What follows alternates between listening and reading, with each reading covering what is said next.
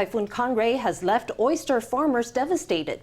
Its wind destroyed thousands of oyster racks constructed out of bamboo poles along the coast of Tainan, sweeping debris to the shore. Oyster farmers say that before the typhoon hit Taiwan, they tried to get permission from the Fisheries Agency to shelter their oyster farm racks at Anping Port. They said their pleas were rejected. Now faced with losses in the millions of new Taiwan dollars, they say the Fisheries Agency needs to take responsibility. One after the other, this beach is piled with bamboo poles, all of which once were oyster racks. When Typhoon Kong-rey went to sea, they were all swept ashore. This damaged oyster rack has a Tainan City Government registration number. With the wreckage were strings of oysters. They were all dead and countless more had been swept away into the sea. One oyster farmer can lose at least 2 million NT. The head of the Fisheries Agency really needs to take responsibility for this.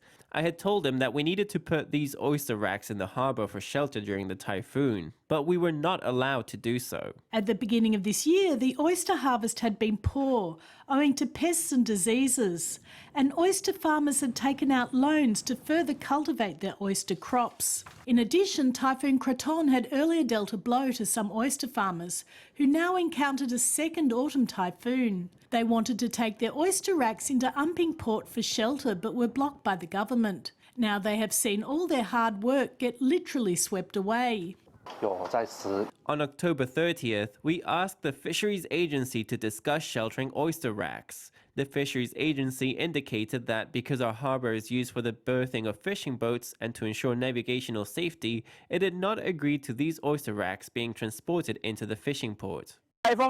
It's a typhoon. A sea warning had already been issued and ships were not permitted to enter or leave. Why do they still have these concerns? After the typhoon, there were a few surviving oysters, but they were clearly small and scrawny.